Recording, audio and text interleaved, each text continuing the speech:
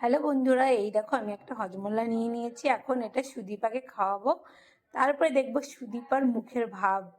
সুদীপা এটা খেয়ে কেমন করে। কি করছো?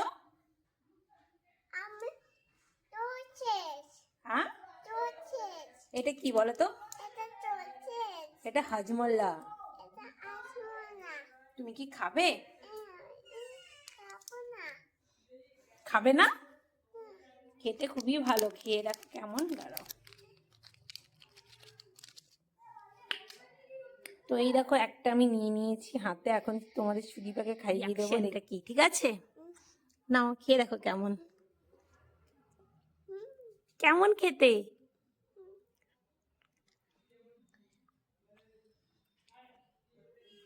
ভালো না? কি গো, বের করে দিলে কেন? ভালো না খেতে?